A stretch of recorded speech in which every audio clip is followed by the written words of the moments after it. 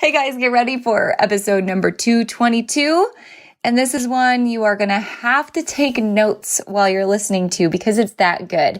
Get ready to meet Whitney and Krisee from the Hayloft Boutique.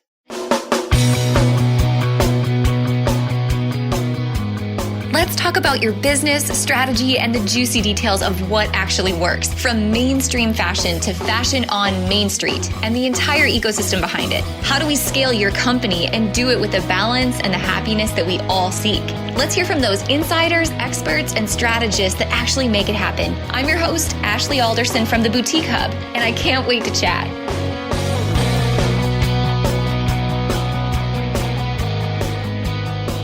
Based in Oklahoma, Whitney and Krisee, sisters who are co-founders and owners of the Hayloft Boutique, a Boutique Award winner, longtime member of the Boutique Hub, and just overall two girls who get it big time in business and in this industry and see where things are going, are going to bring some hard facts to the show today, you guys.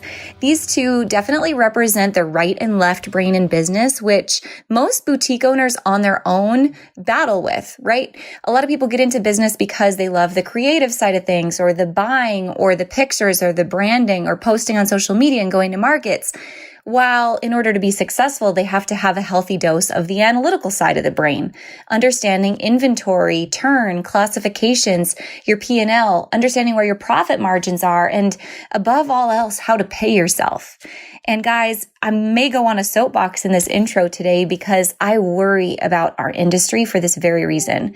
It is far too easy for people to start a boutique and far too easy for them to overlook the numbers because they feel intimidated by them. But the cold hard truth of life and business is it's just as easy to go out of business as it is to get into business. And so if we aren't really careful in understanding how hard it is to get yourself motivated, or I don't want to say how hard it is, but how important it is to do the hard thing, to be motivated, to understand your numbers. That's what's going to set your business apart from so many others.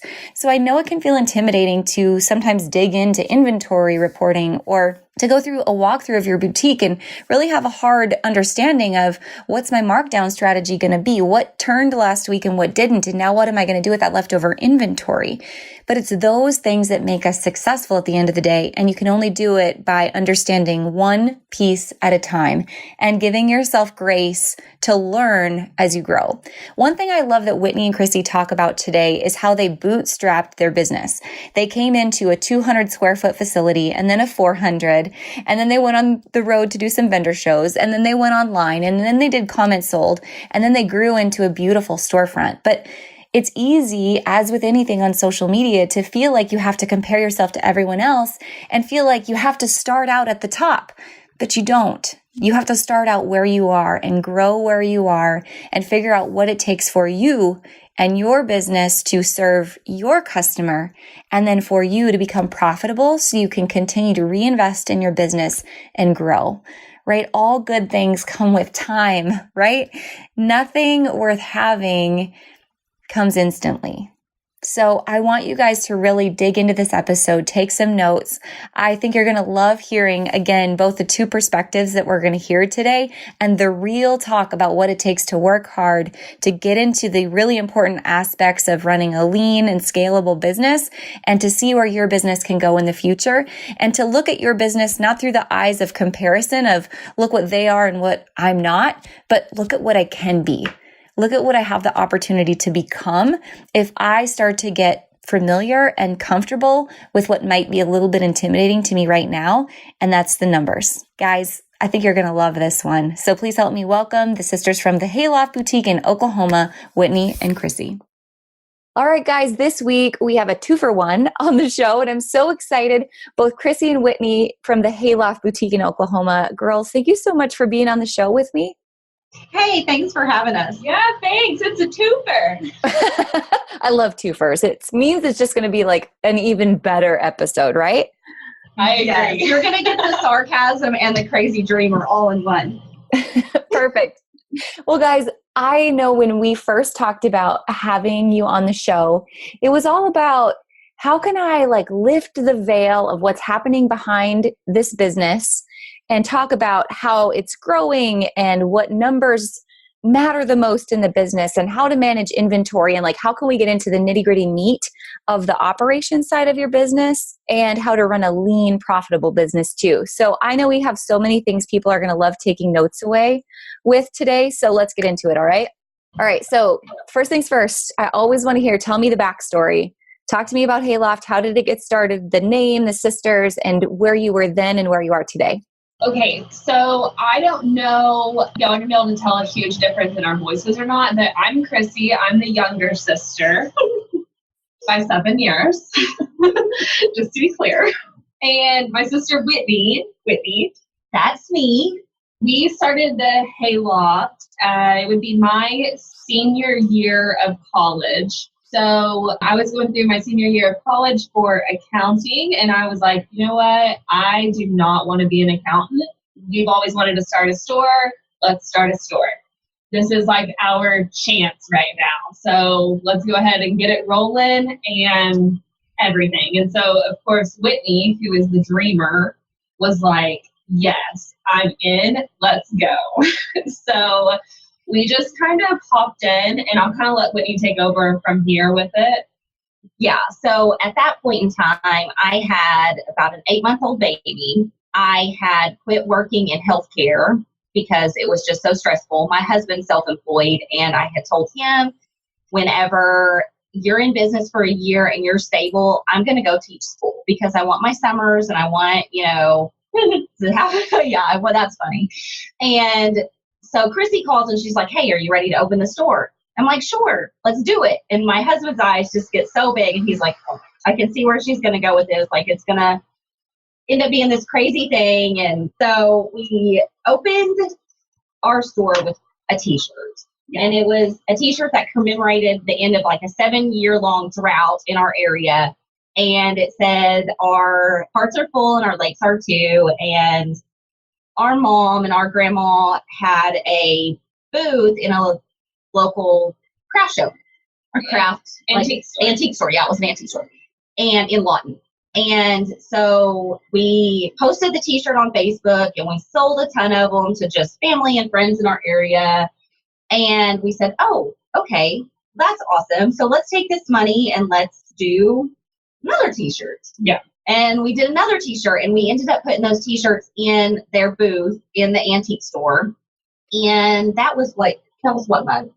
August? You're right. That was in August. So that was kind of before the t-shirt was before I had called Whitney and said, let's start a boutique. So we did the t-shirt, and we just kind of had some t-shirts in their booth, and we decided further down the road, we were like, let's get our own booth and start our store. Yeah. And so that would be in November of 2015. And we started in 200 square foot. Krisee put in $500.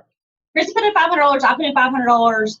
We opened our booth in 200 square feet in November. And we stuffed it full. Yes. Like, literally, that thing was overflowing. And so I stayed in there every day. So, Krisee, I stayed in there pretty much every day. I'd leave and go to class, and I'd come back.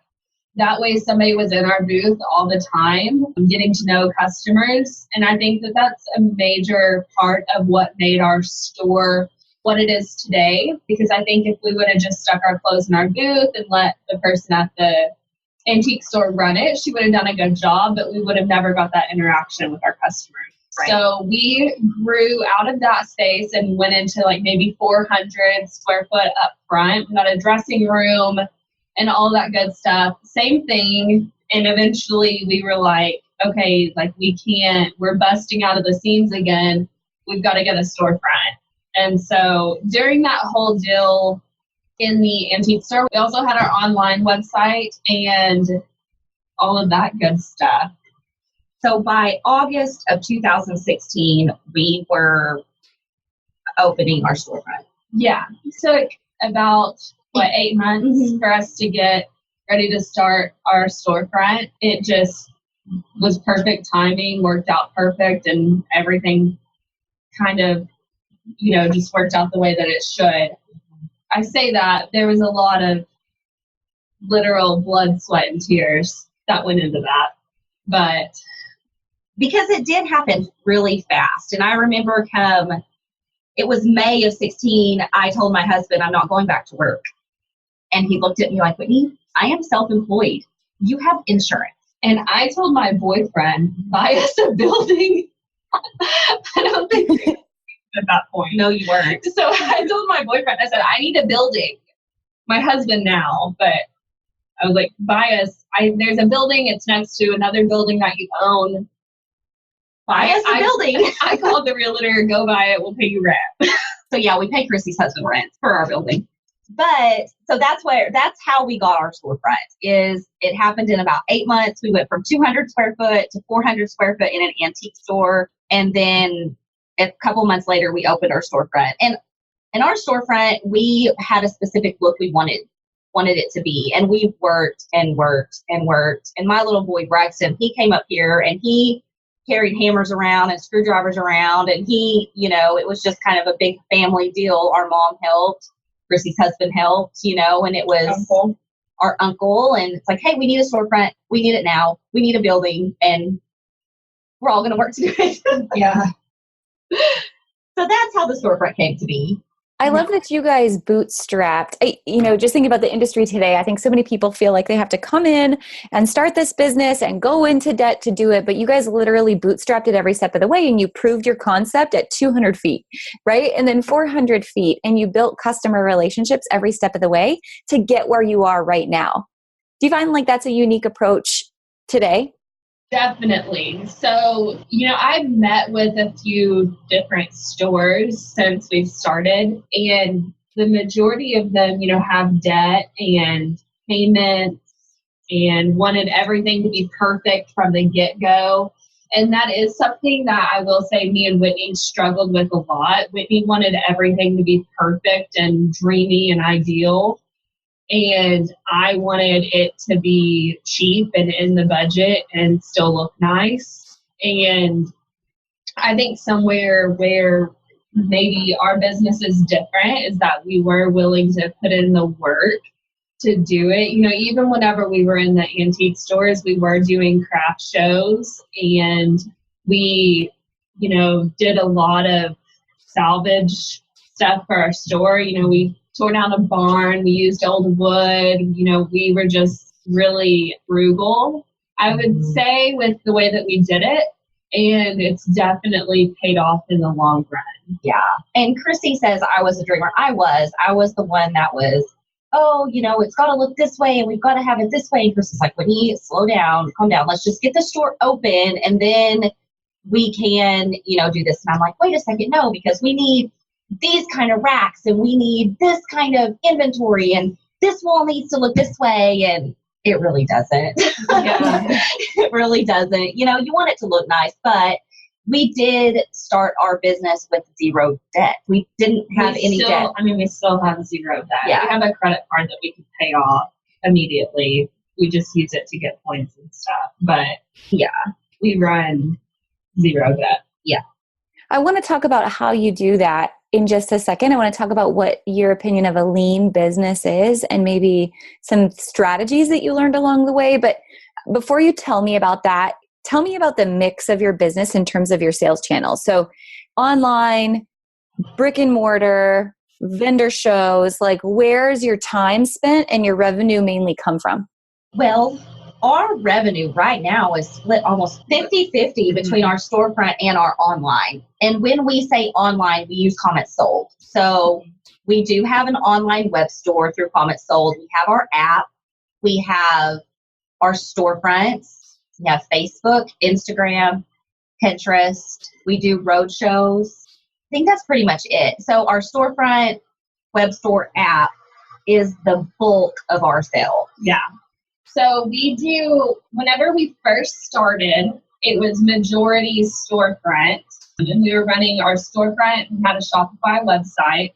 And then we would do live sales. We still do live sales. At the time, we would do live sales and we would just send a link to that collection. And then everybody could go online to our website and buy there instead of directly on the live.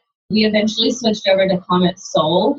and started doing the live sales where they could buy right there on the live. And that's whenever our brick and mortar and our online business kind of became 50-50. Definitely, I mean, it didn't become 50-50 off the website. So our website was a major struggle. Funny story about the website is I wanted a web business. You know, I saw all these boutiques doing this huge revenue online, and they had fabulous, you know, Facebook ads. And I'm like, we've got to do that. We just have to, you know, if we're going to get an online presence, we have to do it. And I spent so much time. Krisee would get so mad at me because I would spend so much time working on this website and taking pictures, and we hired photographers, and we did it ourselves, and I wish y'all could see my face right now. Yeah. And I was like, Krisee, you know, we've got to do this. We've got to spend the ad money. Give me ad money. I know I can make this work. I know I can do it. And I worked really, really hard. And I did have sales, but it really wasn't justifying what we were spending for those sales. And so Comment Sold came out, and I'm like, y'all got to check this out. Like, this is sweet. Like, this is really going to do it.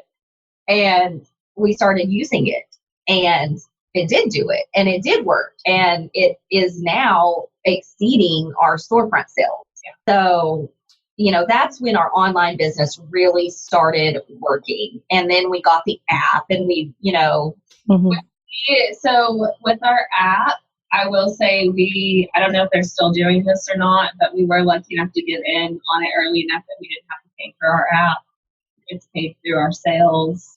And I don't know, you know, if that's still going on or not, but I'm very thankful for that, because if Whitney would have been like, Krisee, we got to get an app, you got to spend all this money on an app, I would have been like, no, we saw how the website went. We're not doing that. Yeah. But we love our app now.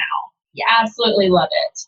Yeah. And honestly, our website, we do not sell hardly anything off of our website. The only thing we can sell off our website is makeup junkie bags, and those just sell themselves. Yeah. Literally, that is almost the only thing we sell off our website. So we really push people to our app. And so when I say online, our online sales are live sales and app sales. Yes. Our website is like nothing. It's there, and it looks really, really good. Yeah. What do you think it was that actually made the change? Because I think, again, I want to like avoid this misconception that if you have Comment Sold, all your worries are going to go away, right? They are not. It's a tool, but that tool has to be paired with a strategy. So what did you start to do when you got Comment Sold that made the difference? So let me tell you what we did. We started really using Comment Sold in January of last year, right? Oh my goodness. I didn't know what to tell you. And we had good sales with it. We started using it, took a lot of time to train our customers how to use this. It was a lot of, okay, Becky, click the link. Okay, click the link. You know, you have to click that link to pay. We're not going to send you an invoice in your email, and over and over and over again. And our customers finally got it. And once they did get it, they loved it. But that training took a long time. February, we used it. March, we used it. Our numbers were great. And then we started having some trouble with it, which we live in Southwest Oklahoma. It was Shopify's inventory wasn't integrating with Comment Sold. Yeah, so there was a problem with Shopify, and the inventory wasn't. So we quit using it in April. And we thought that we could do invoicing ourselves. And we would put barcodes on these little cards, and we would sit in the floor of my mom's house, and we would barcode, and send all of these invoices through Shopify. And come May, we were back on Comment Sold because it was just too, you know, after you've gone to that and see how easy it is to do comment selling, it was just, we've got to go back to it. You know, we've got to figure out how to make this inventory issue work. And Comment Sold worked so hard to get that problem fixed. And we were able to go back to use it in May. Given this was like a year, maybe 2 years ago. Was it a year ago? It was a year ago. Okay, so like that problem's long gone by now. Yeah. But I will say the thing that I think Comment Sold made the biggest difference for us with was taking care of the invoicing, because we were already doing those live sells and we were in front of our customer and we were getting lots of viewers and making that interaction with them and trying clothes on. So that is one thing that we would do. We do outfits. So whenever we go live, most of the time it's a styled outfit. And so we were already doing those, sending them to a website. And for our customers, that was just too much for them to watch the live, go to the website, click a few buttons, and check out. So whenever we got onto comment sold and they could comment right there on the live sell, it was kind of competitive, it was kind of showy and all of that. That's whenever we really saw the difference. That's where comment sold came in and helped us.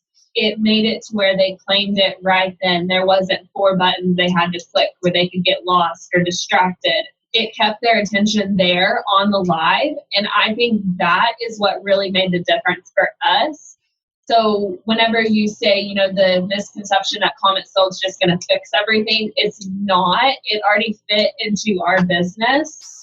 And it already worked with what we were doing previously. It just improved it. And I can add on to that too, is if you are going to do live sales, and that is something you want to be successful, you have to be consistent. Your customers have to know when you're going live, and they have to know that you're going to have stuff that's going to fit them, and that the quality is what you say it is, and you're going to ship it when you say you're going to ship it, and you have a decent return policy in case it doesn't fit. And that's one huge thing with online. You can't just go live and say, I'm going to sell all this stuff, because it doesn't work that way. You know, you have to plan for it. You have to tell people when you're going live. What are you selling? Give them a teaser. Your customers have to trust you. And that's hard with online because there are so many of those scam boutiques out there, you know, where you buy something and then you get it and it'll fit a Cabbage Patch doll, you know? So I think that's one thing with live sales is that they can see, oh, that shirt fits her. That shirt's going to fit me too. But when they get it, it has to be what you said it was going to be.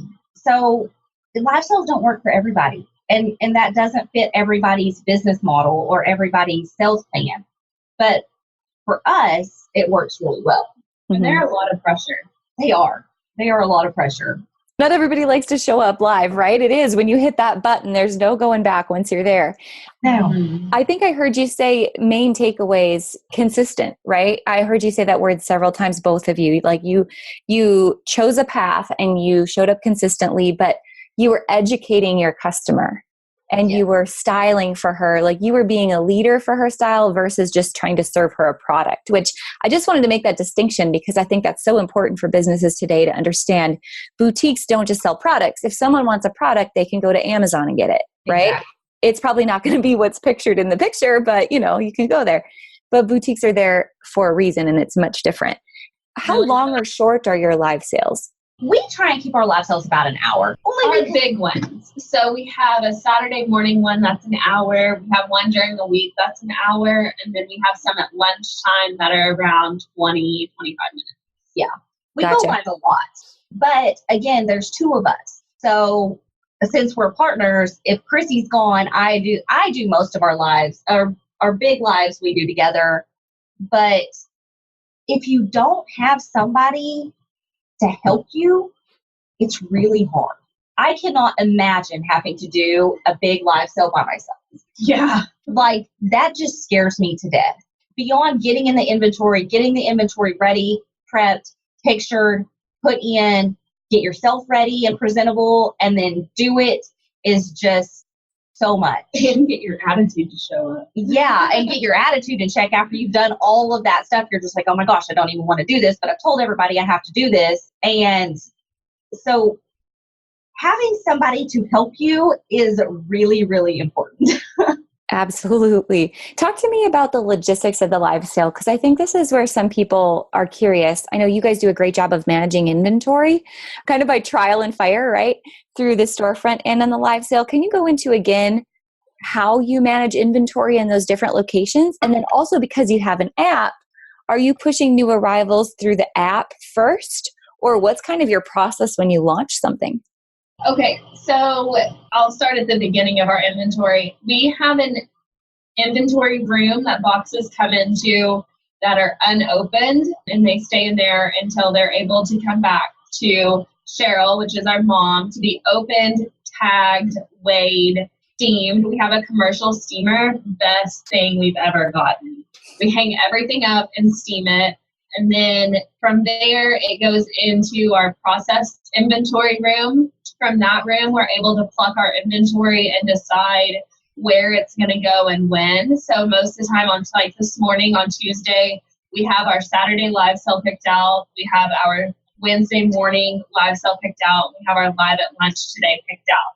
So we pull all of those and we put them on racks, and then we'll go through and picture them. Whitney will upload the pictures, put the description in, and get them into the live collection.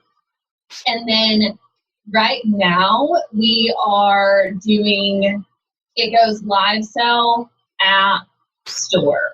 And that has worked great for us up until maybe a month ago. Coming this next month, whenever we start switching to fall, we're going to have a few things that only go into the app. We're going to have a few things that only go into the store. And we're going to have some stuff that goes into the live sell then store. And we're going to have some stuff that goes live sell app store. So I know that's a lot of tracking to keep up with, but for us to sell in so many different avenues, we kind of have to split our inventory that way. And I will say, like, honestly, I do not know how online only stores do it. Like, if we only put our stuff online, and this is something that me and Whitney have had many of arguments about, I want that inventory gone as quickly as I can get it gone. I don't care how it sells. I don't care where it sells, but I want it sold within 2 weeks. And Whitney wants the website to look pretty and the app to look pretty and to have options for her ads. And neither one of us are wrong, but for our business on running lean, it's just not an option for us to hoard inventory. It's got to go out. So that's why you see us splitting inventory so many different ways, is because we just want it sold at the end of the day. And my attitude has changed towards that. That's true. A lot, because at first I was like, I need to buy all this inventory because I'm going to sell this many on a live sale. I'm going to sell this many on a Facebook ad. I'm going to send an email and I'm going to send this and I'm going to sell this many. And y'all, we need to buy 8 packs of this item. Y'all. And Whitney thought that an email would sell like 4 sizes. Like, she was like, we're going to send this email and we're going to sell 4 smalls, 4 mediums, and 4 larges. And newsflash, we would sell like 1.5. And the 0.5 is the person that bought something else that wasn't in the email. Yeah. So we had some hard inventory learning. The way that I wanted things to go, they didn't go that way. So I learned that, okay, Whitney, you're being crazy. Like, you are living off in crazy land. Like, it's great to think that way, but reality will hit you like a ton of bricks and it doesn't work. And you will find yourself sitting here with a ton of inventory with your mom and your sister looking at you like, what are you going to do with it now? Bag it up, take it to Goodwill. I don't know what you're going to do with that, Whitney, but that was your idea and you need to get rid of it. Okay. Okay. So my attitude has changed over the past year tremendously on my expectations, but I am a dreamer. My husband is like, Whitney, get your head. I love where your head is in the clouds, but like, let's bring it down a notch. Like, what is realistic and what can you actually do? And so I have learned a lot about what really works. Especially inventory. I hope that that's something we're going to come back to later, because inventory is something that I think makes a huge difference in our business. And I can say what happened. So what worked really well for me as far as inventory is Krissee segmented the store. And she said, okay, Whitney, you have 4 shelves that you can put makeup junkie on. When you get room on those 4 shelves, you can order some more. And you have this much room for jeans. And if you get holes in your jeans, we can order some more jeans. And so I'm very visual. So that did help for me as far as inventory goes. I think you are speaking like every boutique owner in history's real life problems right there, because we all have like all the pretty things syndrome. Like, you see it and you want to buy it. And of course I'm going to sell 4 pieces in the email, 4 sizes, right? You are definitely not alone. So my mind is squirreling as I'm listening to both of you talk because there's like 5 questions I want to ask you right now, but I'm going to prioritize them, okay? So, Krissee, like you said, we need to come back to inventory. So right now, we're in the middle at the hub of our bootcamp program. And a huge portion of it is how to read reports. And what we're finding is so many people don't even know how to find the reports, download the reports, read the reports. Nobody knows their inventory on hand at beginning of month or end of month. Like there's just a huge miss in this area. So break it down for me of what reports are you running and how, like what tools are you using to track your numbers and inventory? Okay, so I'm going to be 100% honest here. We do not run a monthly report on, how much money do we have in jeans? How much money do we have in shirts? How much money do we have in Makeup Junkie and all of that? We are very hands-on in our business. So for us, that's something that we can walk through and see. And then at the end of the year, we recap over. But I feel like for the majority of businesses, that would not work. But we have kind of our own departments. And so I know that we carry 7 for All Mankind jeans. Those are an expensive jean. We don't need to have more than 3 runs of those jeans in the store at a time. I know we have our Makeup Junkie shelf. And I think that even with reporting, it's very important to do a store walkthrough and see where you're actually standing with it. And we do have a inventory like rotation schedule that we do. So we know, like I said, I want stuff in 2 weeks to be gone. So for me to waste my time on reports for a 2 to 3 week turnover just doesn't work for me. And I know that that's the minority and probably not the answer you were looking for. But it goes through our store in sections. And so we know whenever we get down to 3 pieces, we put that on sale, we order more. And we know that if we order 2 packs of something, that it'll be gone in 3 weeks. So that's just kind of where we stand with it. And we do our ordering at the beginning of the season. We're not really ordering real time. We get the brunt of it in at the beginning. And then we process through it and run it through our system the whole season and order in as needed. The report that we do have, though, is our mom is our bookkeeper, and she is the best bookkeeper out there. Out there. She does our numbers every single day. And she breaks it down by like our inventory for that month, our shipping for that month, our fees, our office supplies, advertising, how much money we're spending on displays, donations, booths. So we don't break our inventory down by category like jeans, tops, whatever. But we do know how much money we've spent that month in inventory. Yes. So, yeah. And we know, we take a percentage of our sales and put it back for inventory.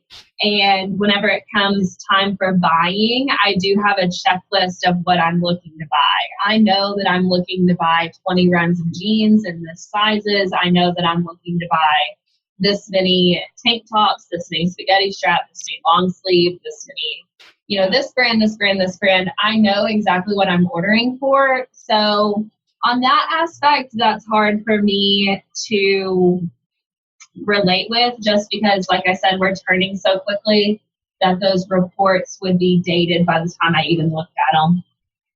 But I will say, like, some things that we've learned with inventory is to underbuy. And again, that's something that me and Whitney didn't see eye to eye on. I want to underbuy. I want it gone. I want our customers to feel like they've got something unique, that not everybody's going to have it. I want that urgency. Whereas she wanted to have stuff for a long time and, somebody see it on someone and be able to come back and get it, be able to run an ad with it and all of that. But for our business, it just didn't work. And I think that overbuying inventory, in my opinion, would be the biggest mistake we've ever made. And if we would have had debt, would have been something it would have been very hard to overcome.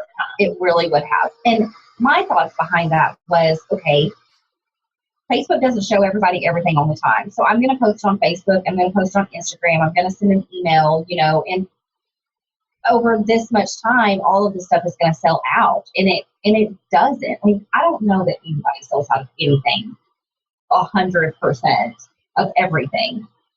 If you are, like, you go, girl. Yeah, way to go. I mean, we do, just because we put it on clearance, we have a $10 rack. We have a lot of things we do to clear inventory out. But just kind of to recap over the report aspect of it, I do think for the majority of people that it's probably really important to have your open to buys in your reports. Mm-hmm. For me, and how, like I said, how active we are in our business, it just doesn't work for us. We've tried it and it just wasn't of value to us, but I can see where it would be very important for the majority of people. I think we're probably talking about two separate things, because I hear you saying it's not valuable for you, but at the same time, basically what you're doing is still getting a report and your own version of an open to buy, because you're going to market saying, I'm going to have this many tops and this much denim. Like, you're still planning it out by class. So in a sense, You're still doing it, just maybe it has a little bit different title on it. And I think what's really a value that you said is your mom is the most awesome bookkeeper you could have, and she's running those numbers daily. Yes. And I think sometimes people just kind of gloss over it, like, well, I don't need to look at those numbers. I see what's on the floor, or I see this, or I see that. But you do have a really good handle on it, despite it maybe not having a formal name, it sounds like. Do you guys look at, I know you said you go through and you're looking at, like, what have I sold through? There's a couple left, and that's how you're addressing your markdown strategy, which really, looking at your daily sales and your markdown strategy together go hand in hand for you, don't they? Yes. And so one thing we also do is our barcodes we always have the date that we purchased it, how much we purchased it for. On our tag, and we kind of have it coded in a way that we understand. But that's something too we can look at. We can say, oh wow, like this needs to go, or oh wow, this needs to stay a while, and how much it costs us whenever we get ready to mark it down. We know right there how much it costs for us to get. And you are correct about, like, I do have my own open to buy, and I do have my own buying schedule. And I think that it's important for people to realize that they don't necessarily have to get all fancy on the computer with QuickBooks and do that. They don't have to have all these reports that automatically generate. And I think that's more where I was going with it. We're more visual reporting. Yeah. And we do have a really good grasp on our numbers. So I went to school for accounting. Our mom went to school for accounting before she decided to be a teacher. And so our numbers are really, like, locked down. But on that same aspect, if you're just looking at numbers, you're going to miss so much. Like, our store walkthrough is by far the most important thing that we do. Just because we walk through, we can see what's selling. Most importantly, we can see what's hanging there. There's a lot to learn from what's still hanging on your racks after 3 weeks. Yes. Also, by asking our employees, what's selling for you? What are people asking for? What are people looking at? Did we have what they were looking for? Do you have any suggestions? Because they're really your front line, and your customers tell them more than they'll ever tell you, in my opinion. I think you're absolutely right. That's your number one sales resource, isn't it? Your team. And so many people don't even ask them that question. Are you guys pretty active? Like, talk to me about with your team. Do you sit down and do, like, strategy with them weekly, or talk to them about what's coming in, or allow your team to, like, provide style education to one another so they can better serve your customer? Yes. So I do all of our, like, content, our promos, our online social marketing, and all of that stuff. So at the beginning of every month, I create a content calendar, basically. And it says, okay, these are what our live sales are going to be. We have a new product coming in. Brighton has a promo. So this week, your promo is Brighton sunglasses. And we give them a goal to meet. If they meet that goal, they get, like, this, whoever sells the most sunglasses gets a free pair of sunglasses. Mm-hmm. And then the next week may be a promo that says spend $100 on tops and get one for free. The next week may be that they're always in the loop on the promo that's coming up. They know, not to advertise the promos to customers too soon. Yes. We do try to meet with them monthly. Maybe we could do better about that, but something that I talk to them all the time. Yes, all the time we're talking to them. Like, almost to the point where I'm like, I'm sorry, I really feel like I'm nagging at you, but like, we've got to talk about this. And they do, they're really good at communicating with us too. Our employee that we've had the longest, Sierra, she's really good about texting. She'll be at home at night and text me like, hey, I totally forgot to tell you, but so-and-so's looking for XYZ. And I'm like, oh, okay, thanks for letting me know. But I just think that interaction with them, even though ours is more casual, that's the way that I prefer for it to be with our employees. My bosses that I liked the best were very casual, and I feel like I worked the hardest for them. So that's something that I try to pass on to our employees. And I try to give them space to let them do their thing. I didn't hire them to do my thing. I've already got my thing covered. I need them to do their job. Exactly. A lot of incentivizing. We give them a lot of goals, and we let them know when they reach those goals and all of that. So that helps. All right. So let's go back to being lean for just a second, because you're talking about having employees, and obviously you guys have been growing your team recently. And the more you grow your team, it's an investment that's going to give you this ROI, right? To make more sales. But in order to be lean, it doesn't necessarily mean you're cutting expenses. You're just looking at things through the lens of investment versus expense. So talk to me about how you guys do that in your business. How do you decide what's an investment and what's an expense? So in our business, we're very careful to be sure that we need it, absolutely positively have to have it before we go out and do it. So like with employees, for instance, we needed an employee for a long time before we hired an employee. And for us, it didn't necessarily hold us back to not have that employee because we just put in the extra hours and made the sacrifices to make it work. But they are an investment and they do have an ROI. But my biggest thing is that just hiring an employee and expecting them to be an ROI isn't going to happen. Like, you have to need it. You have to have something that they're bringing to the table. You have to train them. Yeah, you have to train them. But I think that it's very important to make sure that you absolutely need it and that you're not just starry-eyed thinking, I have this business, I need 6 employees. If I have 6 employees, I'm going to make this much money. We're going to do this many sales and it's going to be great. Because I think that that's a very toxic mindset. And so it's a really hard line to walk because at one point you can't grow unless you have help. And on the other side, if you try to grow too fast, it's going to hurt. And there's going to be a lot of lessons learned. So for us, I think that we kind of straddle that line and push it as far as we can without before we jump on to get it. And that's with anything. That's with buying inventory. We stretch our inventory as far as we can before we jump in and order more. We stretch our employees as far as we can. We offer them incentives. We do as much as we can to get around not having that extra person. And that's something that they like because they like to have their hours. And, a lot of times whenever I have a conversation with them, they would rather come in and do XYZ than somebody else do it. And we're very blessed with our employees because they have the same mindset of customer service as we do. And they want the store to look a certain way and they, want these things. So when we ask them if, hey, you guys, we're thinking about another person or this is what this person is going to do, a lot of the time they're like, well, I can do that. And I would like to do that. And so they take on those responsibilities.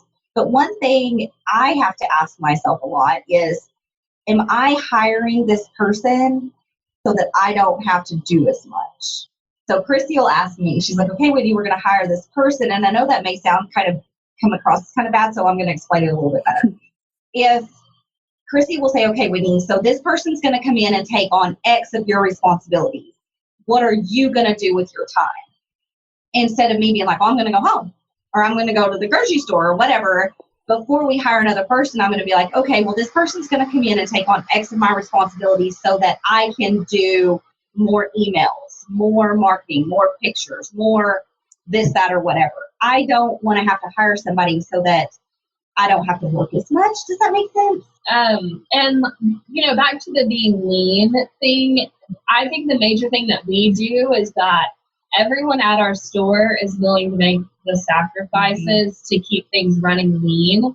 So things are more profitable, everybody gets more incentives, there's more raises. At the end of the day, like everyone here is willing to put in the extra work versus, maybe getting somebody that's not necessary or something that's not necessary. Our mom was steaming clothes for like 8 hours a day before we made the investment for a commercial steamer, and it's like, the biggest thing that if I could get across to somebody, and like I said, even meeting with other owners, I think my biggest thing is to make the sacrifices. If you will do what 99% of other people won't do, you will be where 99% of other people will never be. Exactly. Like for me, it's really about making those sacrifices to get where you want, because, you can do it either way. And that's kind of like the Dave Ramsey method, which is the program I've gone through. It's like you live like no one now, so you can live like no one later. And if you're going to put in the time and the sacrifices now, think of where you can be later. Because payroll is a big expense. It can be a big expense, and you don't want to be in your store roaming around, nagging everybody, trying to find everybody in your store something to do, and then have to send people home without paying them because it's July and it's slow. And, so we think long and hard before we hire another employee. And with anything, I'll just be 100% honest here. Me and Whitney butted heads many a times because I didn't like $20 coming out of our account for the boutique hub. I love your honesty. Listen, we don't need 5 million subscriptions, Whitney. Those all add up. That adds up to $200 a month. That's this much. No. And so, I'm just if we're going to spend money on it, there better be value. So we cut other things. We kept the boutique hub. Yeah.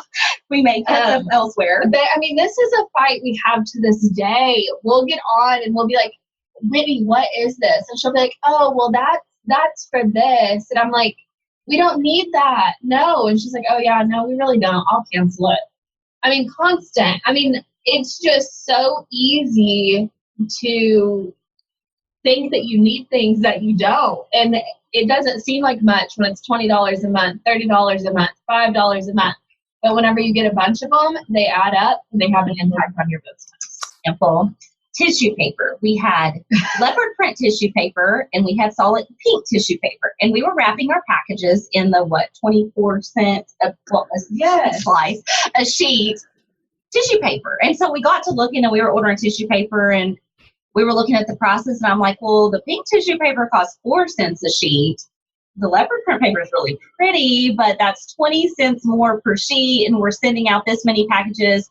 Okay, we can wrap the packages in pink tissue paper and put a sticker on it and it'll be fine. Yeah, now we don't even, I tell them all the time, I'm like, if we're out of polymailers, don't tell Whitney, go tell my mom. I'm not buying 75-cent a piece polymailers. We're getting the cheap 15-cent ones.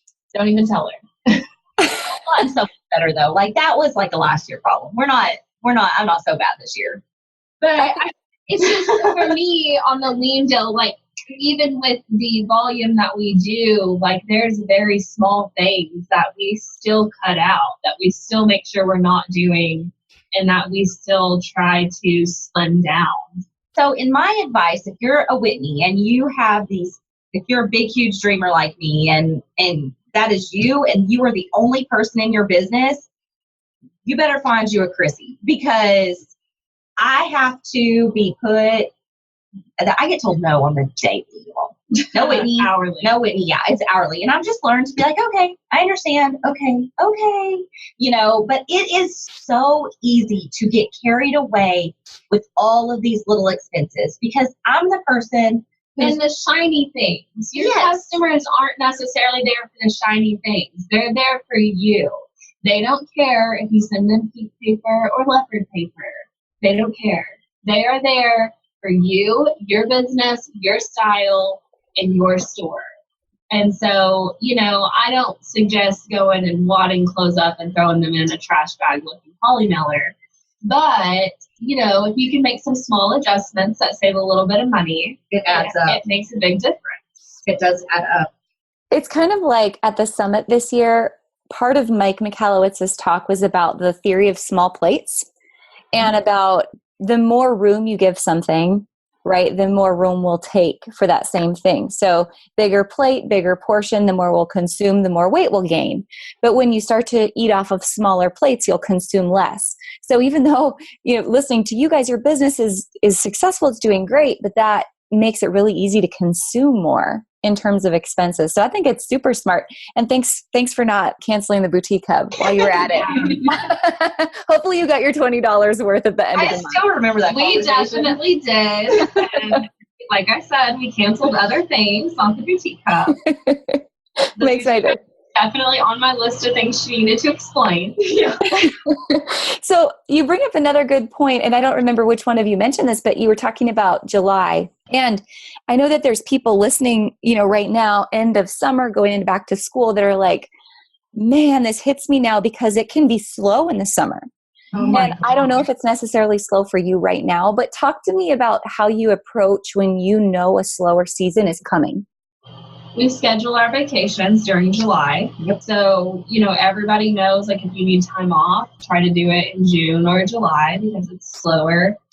We, gave we didn't tell our girls, you have to go home this week, but we gave them the option of if they wanted to take some days off towards the end of summer, they could.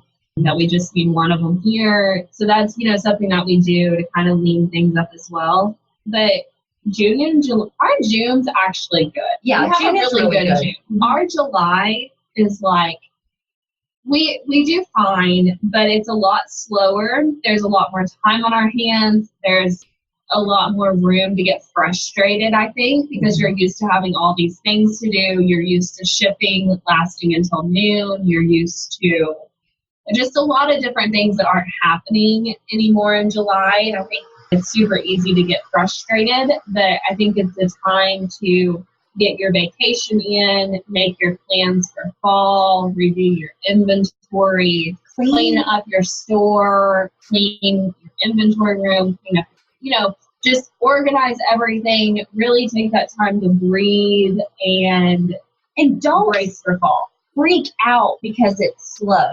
Because next month is August, and August is a huge sales month. So I'm not saying, I'm the kind of person who, I'm more of a positive thinker. So my thoughts are, if you think your July is going to be slow, it's going to be slow. So we haven't been buying summer since, we've quit buying summer since how long ago? Oh yeah, no, our inventory room is all fall. Yeah, it's completely fall. Like, we have no summer except what's out in our store, and we're getting rid of that. Our job is to get rid of that and put as little of that on sale that we can. So our girls are doing a lot of mirror selfies. So our online sales are lower in July because we don't have new stuff, and our online girls love new stuff. They don't want reposts. They want new stuff. Yeah. And so we really plan, like, I'm working on a fall lookbook right now. I start out the seasons really good with, like, really pretty, nice looking stuff. And then we get so crazy busy that it's not as pretty come later, when it's insanely busy. But I work on my fall lookbook. I work on my content, my content creation. Right now I'm working on game day, Christmas. I just talked about Christmas yesterday. So I'm planning way ahead during this month. Events, all of that kind of stuff is what I'm doing right now. But I would say, like, in March, you need to start preparing for July, because you've got some, I mean, I don't know about everybody else's business, but us, we have some serious bills that hit in July. Mm-hmm. And our sales in July are okay, you know, but you've got your fall inventory coming in for your big month of August. So you're bringing in more inventory than left. And I just think, you know, back in March, you need to start preparing, making sure your vendors know, like, quit shipping me summer in July. Making sure your employees know, like, you need some of them here, but if some of them have stuff to go do, they can. And just preparing yourself for the fact that there's going to be a lot of money leaving and not a lot of money coming in July. And I think that's where a lot of people get very frustrated, and they didn't expect that, and they didn't prepare for that. But I mean, for us at this point in our business, a massive amount of our bills hit in July for fall, and fall is a huge selling season for us. So you have to financially prepare yourself for that. Yeah. Like, you need to make sure you have money, because money is coming in on your card, a lot of money from market for fall. And then one day you're going to look at your card and you're like, oh my gosh, I have thousands of dollars on my card and I'm not making any money. And your brain just starts going in 1,000 different miles an hour. So you really need to financially prepare yourself for that. That's one of my biggest deals with July, to make sure people know to be financially prepared for July. Yeah. I think, Krissee, just kind of going back to what you were talking about earlier with your plan that you go to market with, I want to drop the microphone so bad when you guys are talking, because it's so good and I wish everyone could hear this. But you're going to market with a plan, 3, 4, 5 months in advance, and you know what you're going to buy. But then you come back and you're tracking those orders and go, okay, I know I have X, Y, and Z on order, so that when the bill comes in July, you can actually cover it. Whereas a lot of people make the mistake of looking at it as like a cash basis business of money in, money out in the same month. And that will cripple you when it comes to a slow month. Okay, so let me tell you about whenever we go to market, what we do with our orders to prepare for that. And you guys, it is old school. So we take, at market, we have a notebook, a small notebook that we write every week down in. So it'll say 5/1 through 7, 5/8 through 13, whatever, Sunday to Saturday. And we will write down the brand and how much money is coming in that month. So it'll say, that week, the brand, how much money. Whenever we get home, and we'll write what it is. Is it tops? Is it jeans? Is it whatever? We don't do that so much anymore because I know what my brands are sending me now. But in the beginning, I wrote down what they were. Just in a notebook, super easy to keep up with. Whenever we get home, I would go to that month. I'd tally everything up, and that's how much money and inventory was coming in. Whenever it came in, we'd check it off, and then we'd bring our invoices, our packing, whatever, order slips. They're not invoices, sales orders. We would put those in a 3-ring binder from market in order of when they're coming to us. And that is, I'm not kidding you, the easiest way to keep up with it. And just foolproof. It was easy for me too, because I get starry-eyed when I go to market. And I'm like, oh, look at all these fancy pants. Mm-hmm. Look at all these things that we need for outfits. And they can say, okay, Whitney, your fancy pants budget is done. You can't buy any more fancy pants. You have to like the fancy pants. Yeah. But I'll walk into Easel. I'm like, oh, but those are better than those other ones. Those are really cute. What if we paired these with this? And I'll sell all those, and then I'll sell these. And they're like, no, Whitney. So now I've gotten to where I'm like, I got to go look around and then come back and order my stuff, because I'm like, they're really not going to let me have any more of my budget. When I'm done, I'm done. And you guys, if you're a good account and you have a relationship with your vendors, then they will let you split your orders up. If we go into Easel and Whitney wants to order 5 pairs of fancy pants, I'm not getting 5 pairs of fancy pants in at one time. We're going to split that into 3 different orders. We're going to get one in June, one in July, and one in August. And then that's something that I'm very careful to do. Whenever I go into market, we pull all of our clothes. Whitney walks away. I separate them into sections. We write them up.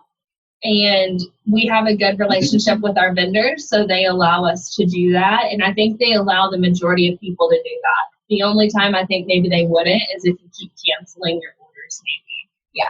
And another reason that's really good to do too is because say you go in and you've ordered all of these, I call fancy pants, like paper bag pants that have really bright, fun prints and, all that kind of stuff. And you've ordered 8 different styles of these fancy pants. And you get your first pair in and you sell 1 pair. And you get your second pair in and you sell 2 pairs. And you're like, oh, fancy pants aren't my customer style. Now I have 2 packs of 8 different styles of these pants that I can't get rid of. Whereas if you split them, into months, you're like, you can kind of test the waters and see if your customers are going to like those. And then if they do, you can reorder them.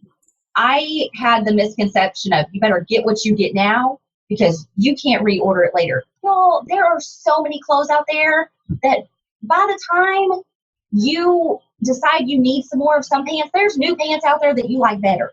Like you can reorder clothes. Like they just keep coming. And my conception was I want it all and I want it all now. Well, you don't need it all and you don't need it all now. You can wait and see how they go and then order some more later. Amen. Don't buy all the pretty things, right? And be a shopaholic. Yeah. All right, you guys. I have enjoyed this episode so much because it's such like real meat that is so valuable. So a couple quick things before we wrap up our time together today, which is our lightning round. So like 1 or 2 word answers, super quick. Okay. Okay. All right. Your favorite podcast? I like Grant Cardone. I listen to Dave Ramsey. Oh, so would you say that it's the same is true for like book and mentor, or do you have other favorites? I would say I probably have other favorites. The Grant Cardone podcast isn't always Grant Cardone, so I don't know, but that's probably definitely my favorite. It just gets me pumped up. Has nothing to do with boutiques. I love Grant Cardone too. I had tickets last year to go to 10X. Like, I think he is so awesome. Yeah. I like listening to him too, but I'm not Krissee and her husband's into properties. And so me and Krissee used to listen to Grant Cardone before live sales and we would get all it's pumped selling. up. It's selling no matter what. Whether he's trying to sell a huge real estate deal or you're trying to sell a top, like it's selling. But if you go to 10X, you let me know. I'll meet you there. It's a deal. It's a deal. All right, Whitney, tell me about yours. Favorite mentor or book? I listen to a lot of Dave Ramsey. I listen to his podcast. I read a lot of Rachel Hollis books. I do read some Brendon Burchard. I don't do a whole lot of reading because I have a kid, so I do listen to like audiobooks and that kind of thing. But my mix of stuff is just kind of all over the place, and I don't really have one particular favorite. So I listen to all the Dave Ramsey stuff, Christy Wright, all of his daughter, all of that. Perfect. All right, favorite trend at the moment? I don't know. I don't have one. You don't have a favorite trend right now? Mm-mm. She sees dollar bills hanging on the hanger and not trends. So that counts. Funny. That wraps our personalities up right there. I love it. All right, biggest fear, snakes, payroll, or internet trolls? Snakes, for sure. Favorite app for the business? My favorite app for the business is definitely Comment Sold app. But for my business specifically, right now, I've been using a lot of Canva as far as for content creation. Is that what you're asking? Yeah, any type of app. Canva definitely counts. Yeah, that's my favorite right now. There is the analytical side of the business there and the artistic side of the business there. Perfect. Yeah. All right, guys. Well, as we wrap up our time together, I want to ask you the final question, which I ask everybody on the show because I know that despite Krissee's love of the dollar bill hanging on the hanger, there is more to business than just the business, right? So talk to me about when you are 30 years down the road and you're retiring and you've sold the business or passed it on or whatever you're going to do with it. And you're talking with your grandkids about the business that you created and the life that you led. What is the thing that you want people to remember most about each of you? I really want people to know that we truly cared about our customers, that our business was not for dollar signs, that we truly enjoy coming to work every day and talking to our customers and getting to know our customers. And that I want, my grandkids to see how hard we worked at building this business and the sacrifices that we made so that they in turn can have that work ethic and that they can have that not only work ethic, but the emotional side of truly caring for the people that you serve. I love it. Krissee, how about you?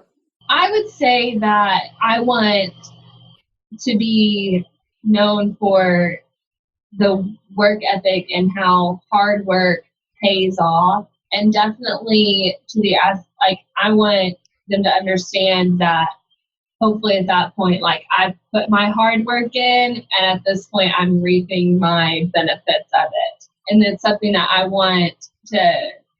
really am focused on. I want to work hard now so that I don't have to later. And I hope it's something that whenever the time comes that I can walk away from and I'm not so addicted to it that I can't. But definitely, I really want to leave behind that we worked hard for our store, for our customers, for our employees to have a job that they enjoy coming to, and that we were able to work with our family. I think it's a big deal that I'm able to come to work with my sister and my mom and my sister's little boy. And, eventually I'll have kids and be able to bring kids up here. And I just really want, to be able to look back and have respect for what all we've done, and also be able to look back at it and really, be able to tell somebody that we enjoyed it and that it was everything we wanted it to be, and that if you work hard, that it is worth it. No, I absolutely love that. And I think you're proving that as you go. I think that's so cool. Well, guys, both of you, this was such an awesome conversation and just like real raw what it takes to run a successful business today. So thank you for showing up the way that you did here. But I know you guys have showed up like this for a long time. You've been a part of the Boutique Hub since the very beginning. So I do really want to thank you for your work in this community and in your local community too. It is a pleasure to work with you guys. Well, thank you so much. Yeah, and we appreciate everything you've done for the industry as well. Thank you. Thank you so much, you guys.